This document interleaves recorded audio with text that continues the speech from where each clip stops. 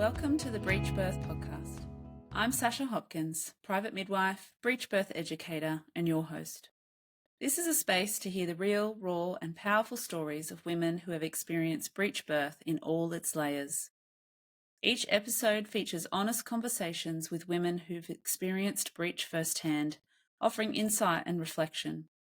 This podcast was born from the knowing that these stories need to be heard to inform, connect, and reclaim the story of breech birth. Whether you're navigating breech birth yourself, supporting others, or simply curious, welcome and thank you. Hi, Katie. Welcome to the podcast. Hi, Sasha. Thanks for having me. Happy to be here. Before we start, let's go into your context questions to give a bit of a snapshot for our listeners. What year was your baby born? My baby was born in 2024. No, I'm sorry. 2025. In January of this year. So he's almost one. You're still baby brain. That's fine. Yes, that's right. And where are you located? I'm located in North Texas in a suburb of Dallas. And what sort of care did you receive during your pregnancy? I received midwifery care the whole pregnancy and birth. Yep. And how many weeks were you? When I delivered, it was, so we'll go into it more in the story, but I was 37 and 1 when I delivered. And you had a vaginal birth? Yes, I did. Beautiful. Before you jump into your story, do you want to share just a little bit about yourself? Sure. I am a mom and a wife. I'm also a registered nurse, although now I do nursing mostly on a part-time basis because I am in the process of certifying as a doula. So really excited about that. I have 4 children. My breech baby was my most recent birth. My kids, I have all boys, so they're 10, 7, 3, and then 10 months. Yeah, so that's me. Awesome. So your most recent baby was breech. Your previous ones weren't? They were not, no. Do you want to give just a little snapshot of what kind of birth you had for those first 3 before we jump into your 4th? Yes, definitely. So my first baby was a rather unplanned pregnancy. I was still in college when I found out I was pregnant. So I was a very young mom. And so that whole pregnancy, I didn't really know anything about birth or seek out any kind of birth education. I just kind of followed whatever my doctor said, like that's what we were going to do. And luckily I had a good birth experience. I went into labor spontaneously, but there was still a lot of fear throughout that process. So got an epidural, the baby was born, he was healthy. It was great. My second, I had sought out a little bit more education about birth. And so I was, again, wanting to go unmedicated. I also had an obstetrician that time. Again, another smooth pregnancy, smooth labor and birth, though right at the very end of my labor, I did end up asking for an epidural. And so the birth went well. He was healthy, but I was kind of disappointed that I didn't get to do it unmedicated. So with my third, I still wasn't quite ready to make the jump to home birth. So I sought out midwifery care in a hospital, and my birth ended up being precipitous. So it was very fast. We had to race to the hospital. We parked in the ambulance bay. They wheeled me up to L&D. My husband had to go move the car because he was parked in the ambulance bay, and baby was born before he got back. So the birth was very fast. And so all that being said, because that birth was so fast and kind of chaotic, for my 4th baby, I decided I wanted to have a home birth because I was like, I just don't want to have to go anywhere. We'll just let everybody come to me. And so that's what I did. I sought out a home birth midwife for my 4th pregnancy. Yeah, amazing. And was it easy to find someone for a home birth in your location? Yes, it was. There are several different midwives that offer home birth in our location. I can't remember much about my process. I think I maybe just Googled home birth midwife and made a consult with the first one that I found. And she offered a free consult to see if we'd be a good fit. And I went and talked with her, really liked her. And so I just went forward with her. And it ended up being good. Perfect. And so what did that care look like? Did she come to your home? And what did you choose to do through your pregnancy with ultrasounds and bloods? So she did not come to my home. She had an office. And I went to see her similarly to how I visited my other providers with my past pregnancies.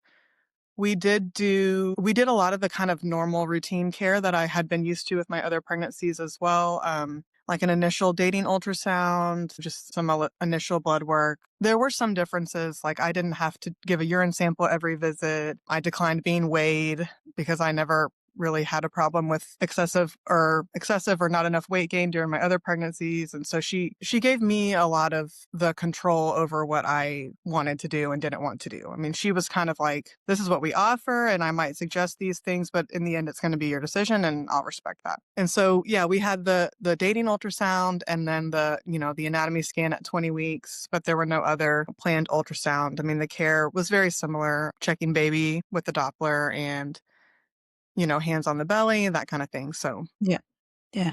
And with all your pregnancies, did you get any nausea and vomiting or anything like that? no, I was lucky. I really didn't experience a ton of nausea and vomiting with any of my pregnancies. I will say my fourth was probably my most difficult pregnancy physically for other reasons. When I first conceived, probably up until about 15 weeks, I was still breastfeeding my toddler. And I just felt very depleted. I mean, I just had no energy, just a lot of brain fog. It was just really hard to make it through the day. Every day felt like I was just slugging through the mud, like I had to work really hard just to get through like a normal day. And my toddler ended up kind of self-weaning around the start of my second trimester. I think probably I stopped producing a lot of milk, and he was going on too. So he was busy and just kind of lost interest, and that helped a little bit. But I had a lot of that in the beginning, and then kind of towards the end of my pregnancy, I had a lot of SPD pain, pelvic pain, and numbness in my legs. And thinking back, I'm not sure if that had anything to do with his position. I hadn't had that problem so severely in my other pregnancies. And so, in hindsight, I'm wondering if it was just kind of his breech position that was kind of pressing somewhere, causing that pain. But I did struggle with that as well. And at what point did you find out that baby was breech? Was it a surprise or a known breech? It was a surprise. And so at one of my appointments around 30 weeks, he had been breech, but it was early enough to where nobody was really overtly concerned about it. And so this is what I remember, about 10 days before I gave birth, I felt that the baby wasn't moving enough, or I just felt I didn't have the like general heaviness in my pelvis, and his movements just didn't feel strong. I just felt like something was off. And so I contacted my midwife, and she had me come in, and she checked baby with the Doppler, and he had a heart rate. But she explained to me that, just because he had a heart rate didn't mean that he wasn't in any kind of distress. And so she thought if I felt off about something that I should go get checked out. And so that's what I did. I went to a local hospital, to their L&D unit, just to kind of get him on the monitors and have an ultrasound. And at that point, he was fine. He was healthy, but they discovered that he was breech at that point. So it was interesting. The hospital I was at when I first got in, before we had found out he was breech, they asked who your provider is for prenatal care. And so I told them I was planning a home birth, and you could tell that they did not approve of home birth. And so that was interesting. And then when they did the ultrasound, the nurse came back in and she was like, oh, well, baby's breech. Guess you're not going to have a home birth now. So yeah. And then I told her, I was like, well, my midwife's actually trained to deliver breech babies vaginally. I'll discuss that with her. And that sent them all into a tailspin. I mean, they were like, that's so dangerous. I can't believe that you would consider that. The OB came in and told me that they had seen all these horrifying cases of head entrapment where babies had died and babies had brain injuries, and that it was just so unsafe to do that. The nurse told me over and over again how worried she was for me. And so it was it was just kind of a hard moment because I trusted my midwife, but it was kind of hard to push up against these other care providers. And I finally told the nurse, I appreciate your concern, but you don't need to keep telling me how worried you are. I trust my midwife. She's taking care of me this whole time. I'm going to have an informed discussion with her, and we'll make decisions together. Me and my midwife will. So yeah, it was kind of that was a tough day. Yeah. And so did you give your midwife a call straight away? I did, yes. I had been kind of in contact with her. She had like a emergency line text chain that you can text, and I had already been texting her because of the low movement situation. So I let her know, and she was like, okay, well, we'll talk at your home visit. So all her prenatal care was in office, but then they did a home visit about 4 weeks before the birth, before the due date. And so we were coming up on my home visit. So she was like, we'll talk about everything at your home visit. And that was great. But I did kind of spiral about it for, I think it was about a week until my home visit. I knew that my midwife was trained and capable of delivering a vaginal breech baby, but I just wasn't sure what that looked like for me. I had only ever heard that it was dangerous, like the hospital was telling me. I had just kind of recently, in listening to birth podcasts, heard of people delivering breech babies vaginally. So it wasn't something I was very familiar with at the time when I found out my baby was breech. And so I kind of threw myself into researching it the week before the home visit because I wanted to go into that visit prepared with questions, kind of knowing that we maybe kind of had to make a decision on how to move forward at that visit. So I wanted to be prepared for those conversations. So I did a lot of my own investigating to And learn what did about. you, like, you looked at research? Did you find particular websites? I did. So I listened to several evidence-based birth podcasts about breech delivery. And then I also listened to Stuart Fishbein on birthing instincts because I know he's an expert at it. And a lot of the information I found came from Dr. Stu and Rixa Fries and David Hayes. The same names kept coming up. And so I kind of just searched for anything that they had discussed. I looked a lot at Breech Without Borders. I watched dozens of breech birth videos to get an idea of what it would look like and how it would work. This is all in the week before your home visit. Yes. So how did you feel by the time you got to your home visit? I felt like I knew what I wanted to do, but I was still nervous about it because I knew there would be pushback from somewhere, right? Like not from my midwife, but and a little bit of kind of interesting background. My mom had 4 C-sections, and the first, which was me, was because I was breech. Interesting. And then her third daughter, my sister, was also breech. So she had 2 cesareans for breech babies. And so me and my parents are very close, and I knew they wouldn't push back in like a aggressive or confrontational way, but I knew that there would be some fear on their end if I decided to go through with a vaginal breech birth. I have another sister who is a nurse practitioner, I'm a nurse, but there's levels of like how involved in the medical model you are. She was maybe a little bit higher than me, so I knew that she would have some feelings about it. So I felt ready to have the conversation. And I kind of had an idea that I wanted to go forward, but it was just kind of a fraught decision. I didn't want to make any decision that would put my baby at risk for harm. It was heavy because I knew I was the only person that could make the decision. And I would be the one to have to bear the consequences of whatever decision I made. And so it was a very fraught time. I could hardly think of anything else. It was heavy. And so you had your home visit. Was that with the second midwife as well?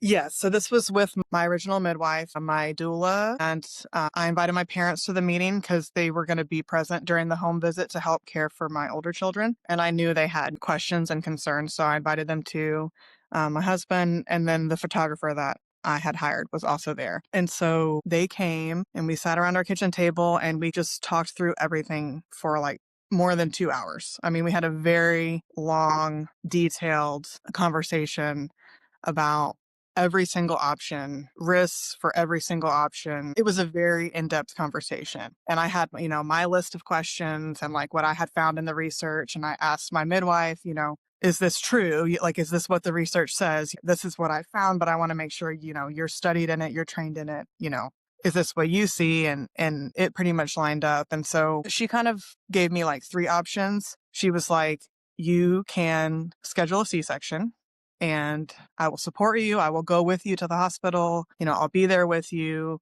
And she gave me a recommendation of a physician in a hospital that would probably give the best cesarean experience, the best at facilitating any kind of delayed cord clamping or immediate skin to skin, that, those kind of things that I was looking forward to in my home birth. So she gave me that option. She said, you can schedule an ECV.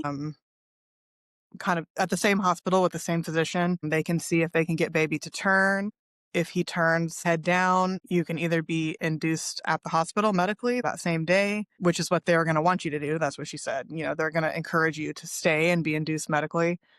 And she said you could do the ECV and decline the medical induction, and you could come home and we could attempt to induce you, a midwife's kind of model of induction. Depending on when the ECV was, like if was within that home birth window, they could potentially try to induce me if he successfully turned head down. And then the last option was to do nothing and just plan for a vaginal breech birth. She very thoroughly went over kind of all the risk of every option. And at that point, I decided I wanted to go forward with the vaginal breech birth. So you opted out of the ECV? I did. I just felt, I can't really explain it, but I just felt that it wasn't a good idea. I mean, he was, based on the ultrasound that I had at the hospital, he was in the Frank Breech position, a good position for vaginal delivery. I think I was just worried if we tried to force him, he might end up in, transverse or in a position that would kind of force my hand in a direction I didn't want to go. And I know that ECVs can sometimes put the baby into distress, and then they kind of take you straight for a C-section too. And so I kind of felt, I remembered him being breech previously. And in my mind, I was like, I wonder if he's been breech this whole time. And he's in this position for some reason, I might not ever know the true reason, but he's kind of chosen this position. And I felt that if my midwife was confident in attending me delivering vaginally, then that was probably the best way to go. So that's what we decided to do. Did you make that decision on the day, or did you have some time to think about it? I mean, I will say I've been thinking about it the whole week. And I've been talking with my husband, but he was like, I trust you to make this decision. He was supportive. He kind of left it in my hands. And like I said, that was hard because it's all on me. Like whatever happens it's going to fall to me. But I talked with him that week and I had pretty much made the decision that day. I mean, it wasn't like signed a contract you can't change type thing, but I told my midwife I want to move forward planning on a vaginal breech delivery. And so she wanted to schedule a sonogram. I was like 36 weeks at my home visit. And so I think she wanted to schedule a sonogram for around 37 weeks just to make sure he was still in a good position and check the position of the cord and several things to make sure that we had all the information going into the delivery. So we scheduled that and we were moving forward. Yeah. And he was still breech when you had that? Well, I never made it to that ultrasound. So you were expecting a breech baby then, not really a surprise? No, it wasn't a surprise. We were expecting a breech baby. He just came earlier than I was expecting him to come. So let's go into that. How did your labor start? What did that look like? It was like the last weekend of January, the Saturday before I gave birth. My son was playing in a soccer tournament. I guess y'all maybe call it football in Australia, a soccer tournament. I know we call it soccer. Round ball. Oh, you do? Okay. Oh, yeah, we call it soccer. Well, it depends who you talk to, but because we have different sorts of football as well. So I call it soccer. Oh, okay. So he had a soccer tournament and I had gone to one of his games Saturday morning. And I remember walking back to the parking lot. I mean, I could barely walk. I was having really strong they weren't painful, but like Braxton Hicks contractions and just again, a lot of like heaviness in my pelvis. And so I went home and I napped and I actually had a night shift that night. I do home health. I have a patient that I go see at her home. And so I took a nap and I went and spent the night with my patient on a shift. I came home Sunday morning, took a nap, got up, like made lunch with my husband, and we were watching playoff NFL football. And I was folding laundry on the couch and I was just crampy. And at this point, based on my last menstrual cycle, I was like 36 weeks and 4 days. And so I was kind of feeling crampy.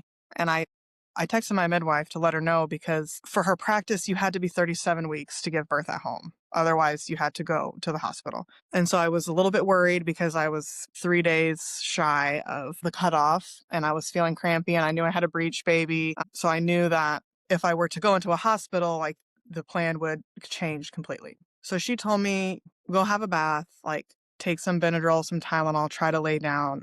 I suspect is just kind of irritable uterus. You know, it's your fourth baby, you worked last night. It's probably false labor. Let's just see if it'll peter out. And so that's what I did. I went and got in the bath. I took some medicine to try to help me rest, laid down for a while, kind of dozed, but they were not going away. But I will say the pattern was very odd. There was no kind of like real consistency. I mean, some would be strong and some would be weak, and sometimes they'd come every 3 minutes and then they'd space out to every 5 to 7 minutes. It wasn't like my other labors. It would kind of come on strong for a few minutes and then it would kind of back off. And so it was really hard for me to tell if it was real labor. But I rested for a while. I had my parents come to the house, and like my dad take my son. He had a soccer game that night too. So my dad took him so my husband could stay just in case. When I finally couldn't lay down anymore, my midwife had been watching me time the contractions on an app, and she noticed I was timing them again, and she asked me if they were stronger, and I was like, the contractions are a little bit stronger, and they're just not going away. And so she said, can I come over and check your cervix? And I said, yes, that's fine. And then she texted me, she was like, oh, and by the way, based on your first sonogram, you're actually 37 weeks and 1 day today. So I was like, really? Because I was really in my head nervous that this was progressing and I was going to have to go drive an hour to the hospital. And I was worried about it picking up in the car and having to transition in the car like I did with my third baby. It was like the switch flipped and my labor went like a train from there on out. Once she told me I could stay home, I was so relieved. I was literally like, in my mind, I'm going to have to get in the car and I'm going to be getting to the hospital, pushing the breech baby out, and someone's going to yank on him and it's going to be chaotic and crazy. So when she told me like, oh, by the way, like you're 37 and 1, and I knew I could stay home, my brain and my body just, and then the labor just like, whoosh, like came on like a train. And so that was about 7:40 p.m. and my contractions came very hard and fast after that, really strong. I kept going to the toilet because I felt like that heaviness, like I needed to urinate or go to the bathroom, and I couldn't. And so I knew that the baby was coming. And so I texted my doula and she was like, okay, I'm on the way. Midwife was on the way. It was funny. My husband was like trying to run around. Midwife, she hadn't been there to check your cervix yet. You just Not had the yet. phone call and then it picked up. Yeah. Yes.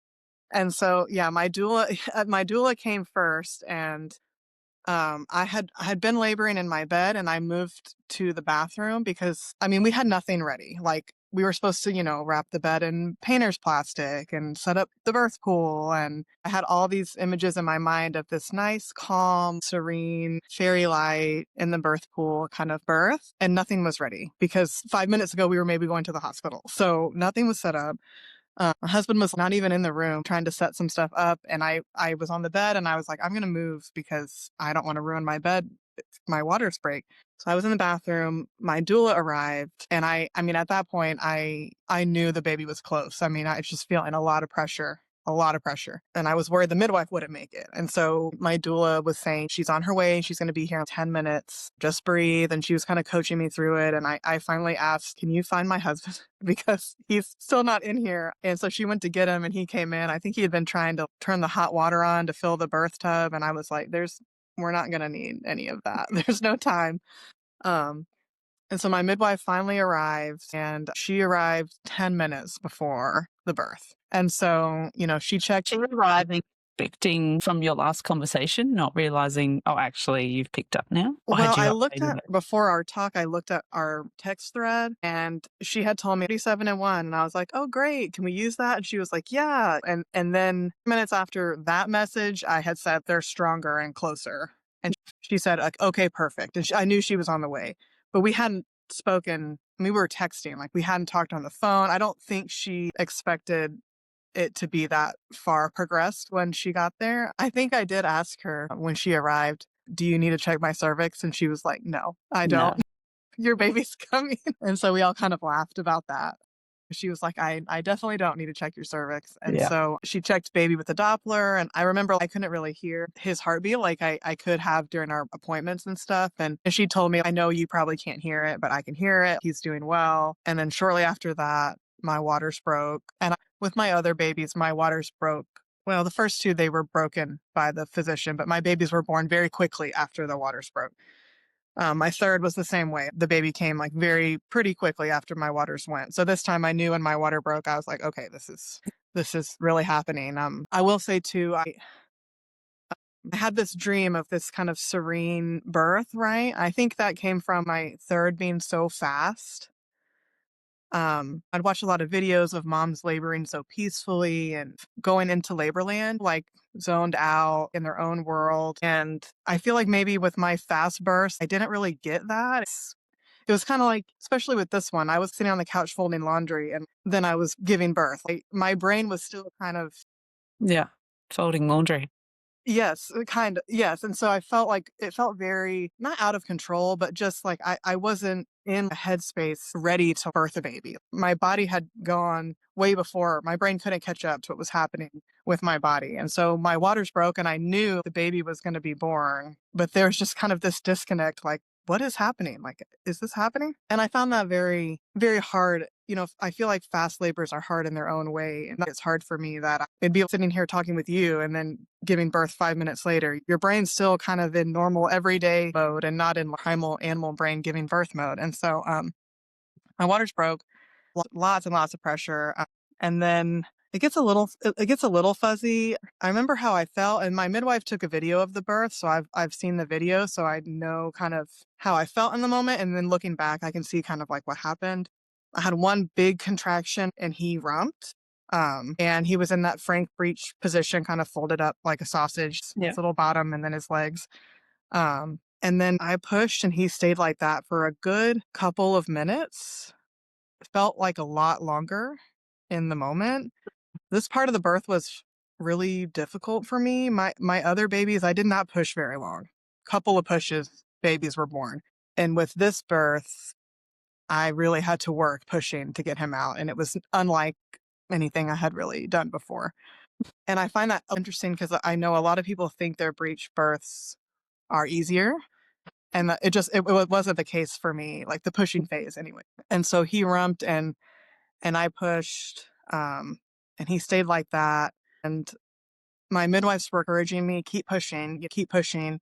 And I had to kind of push with again, the labor pattern, the contractions were very kind of sporadic and even more so at that point. And so at one point, I was pushing on my knees with my arms around my husband's neck, like kneeling with my arms up. And at one point, they had me lift my left leg into a lunge. And that actually felt a lot better. I felt like my pelvis open up. And so I was able to push, and his legs, he kind of had the one leg drop and the other leg drop. And then he was hanging there with his little feet out like the breech babies do. And my midwife encouraged me to keep pushing, keep pushing. And I think she was doing that because he was a little floppy. He didn't do the tummy crunches that some of the breech babies do. So I pushed and I pushed, and at one point I said, I can't do it because I just felt like he was not moving. I really did kind of get scared. I had a moment of like, what have I done? Like, he's stuck. I can't push him out, you know, and they just encouraged me, you can do it, keep pushing. And so then I pushed, and he had like one arm drop out, and then the rest of him came out pretty quickly after that.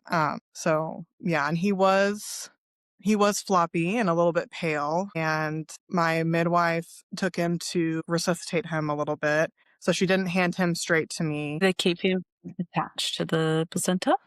They did keep him attached to the cord. In the video, you can kind of see, like when I watch it back, I was still kind of hugging my husband. And I remember at that moment feeling like really emotional too. I was crying. I was kind of in shock that the birth had happened, and he wasn't crying. And I will say that my midwife in our home birth meeting, she did tell me that breech babies, it's normal for them to come out a little bit stunned, and they can have lower 1-minute APGAR scores. And so she had warned me, I think just in the moment with the heightened emotions, I was scared. So I was crying, and she was like, I'm just going to work on him. And rewatching the video, she gave him a few breaths with the bag, and it took about 45 seconds. And then he cried and he pinked up, and it was pretty quick. It Yeah. felt like a long time. Yeah, it does. It feels like an eternity. And then when you watch it back, Yeah. you're like, oh, wow, that was fast. Yes, that's kind of exactly how it was. I mean, I was just in that 45 seconds, I was like, oh my gosh, what have I done? What if I've made a horrible mistake? And he wasn't crying. And it's funny, my husband was very calm. He was just looking over my shoulder at the baby. And, it was really hard not to see him. Like I couldn't see the baby. And so, but yeah, she resuscitated him. He finally cried. I started crying more when I heard him cry. I was just so relieved that he was crying. And then they had me kind of turn and sit back, and they handed him up to me. And it was great. I remember my whole pregnancy, I thought he was going to be a big baby. I told you I was so uncomfortable. I had all this pelvic pain. The pregnancy felt different. And so I remember asking them before they handed him to me if he was big, and they were like, no, he's not. And when they handed him to me, he was tiny. He was my smallest baby, a tiny little thing. And I just remember laughing at myself, thinking that I had birthed my biggest baby yet, and he was my smallest baby. It was great. That moment was great when I realized he was okay, and I had done it. I had done it. So. And what did that immediate postpartum look like birthing the placenta? How did you go with that? I birthed it pretty quick, within 15 or 20 minutes of the birth, maybe sooner than that. I just had a couple contractions and it just came out. I was still on my bathroom floor. I think my midwife did end up giving me some Pitocin. I think I was bleeding a little bit more than she would have liked. I mean, she asked me, she just said, you're bleeding a bit. Can I give you some Pitocin? And I just said yes. I mean, we had kind of gone over things that might happen. And I just told her, you know what, I trust you. I know that you're not going to push this on me unless you truly feel like I need it. And I trust you to know whether I need it or not. And I trusted her. Like I knew that she would have, had it been safe, she would have handed him straight to me. And if it wasn't, then she was going to work on it. There was not like this feeling that like she did anything unnecessarily. And so I felt really lucky to kind of just know that I could trust her. So she gave me a little bit of Pitocin, but to be honest, I felt fine. I didn't feel woozy or lightheaded, or I didn't even notice I was bleeding. So You're in your bubble. Yes. So yeah, they gave me some Pitocin, and then I had the baby skin to skin, but we didn't stay on the floor for very long. I think they wanted to get me up to the toilet and then to the bed. So once I birthed the placenta, they wrapped it in a disposable pad, and they gave the baby to my husband, and he did skin to skin with the baby while I got up and got to the bathroom, and then they got me into the bed, and then they brought him to me and put him on my chest, and he did not leave there for a very long time after that. And breastfed? Did he latch okay? Yes, he did. He latched well. He was small. He was 5 pounds. He was 5 pounds, 12 ounces. And so his mouth was kind of small, but my midwife actually is a certified lactation consultant as well. So she was able to help me get him latched in a good way. He still loves to nurse to this day. I, anticipate him nursing another year, 2 years, like my others did. I love nursing my babies. That's one of my favorite parts of being a mom. And you mentioned earlier about your parents being around. How were they after the birth team meeting? Because obviously they're a bit conscious of your mum's experience, and they would have had their own thoughts and ideas around it. Were they after the birth team meeting and having all the risks explained versus after the birth itself, once you've actually accomplished that? I think after the meeting, they were still nervous. I mean, that was maybe their first time hearing all the numbers and statistics and the recent research. I mean, they probably never heard that before. And I think they still had a little bit of a hard time reconciling that evidence versus what they were told and their feelings and experiences back then. But they always were like, we're going to support you in whatever you decide to do. We just want you and your baby to be safe. And so they were very supportive. I think they were as supportive as they could be, given their own feelings about it. And then after the birth, I think everybody was kind of taken aback at how quick it was. My mom told me later that when my dad got home with my oldest son from the soccer game, he was like, there's cars here. There's people here. Is the birth happening? My mom was like, I think so. I don't really know. They're in there and they haven't come out. And I think she said shortly after my dad got home with my son, they heard the baby crying. And so they were like, he's here. Like they were just shocked by how fast it was. And I think they were just happy that he was born and he was safe and healthy. And so, yeah, I think even now my sister told me that I was crazy for doing that. She was like, you're crazy for doing that. That would have been a bit of a shock to their system. Yeah. And in the days after the birth, it was really hard for me to even sleep. I feel like I had so much, I don't know if it was the birth high or the adrenaline. I was just kind of shocked that I had a baby. I think in my mind, I hadn't expected to have a baby for 2 more weeks. And so it took me a while to process that I had done it and it had happened. And I was very sore. I did not have any tearing, so I stayed intact, but I was very sore. Like I said, the pushing was a lot harder than my other experiences, but I continue to feel to this day this kind of immense just pride that I did the research, trusted my intuition and my baby's intuition, and we did it, kind of against all odds. In spite of what a lot of people were telling me, I was able to kind of trust my body and my baby and do the research and make an informed choice. And my midwife was able to attend me. Like, she was able to offer me that choice. I didn't have to feel like I was pigeonholed into cesarean. I was able to make my own choices, and that just was really impactful for me. So, Yeah. So beautiful. Thank you. Before we finish up, knowing what you know now and having the experience of what you've had with a breech baby, would you do anything differently if you have another breech baby? I don't think so. If I were to have another baby, I would choose care with my same midwife, knowing that she would be able to attend me if the baby was breech. I mean, maybe the only thing that I could do differently is just have a little more confidence and not feel so fraught, the next time. A little more confidence to tell any obstetrician or those people in the hospital, thank you for your concern, but you obviously haven't done the research, and you should do the research before you try to fearmonger people. So I would just have more confidence that I could do it and that it's a relatively safe option. And yeah, I would do it again in a heartbeat. Amazing. Yeah. And do you have any words of wisdom or advice you'd like to give to any woman listening to your story now that has a breech baby on board? I would just say to arm yourself with knowledge. I think the kind of research that I did for myself, instead of just someone telling me, I kind of pursued it myself, and that gave me more confidence. Arm yourself with knowledge. And I would suggest to any pregnant woman to seek out midwifery care, and if possible, a midwife that's already trained in breech at the beginning of a pregnancy, because a lot of times you don't discover you have a breech baby till the end, and then it can be very fraught. And then if you don't have a provider that is trained and that can attend a vaginal birth, you are going to feel more pigeonholed. It's just going to be even more fraught trying to find your options and decide. And so I guess I would say at the start, try to find somebody who is well trained, and that will just give you true informed consent, all the risks of every option, because there's no option without risk. And then, once you know all the options, to just trust your intuition and your baby's intuition. I think there's a lot to be said for a mom's gut intuition.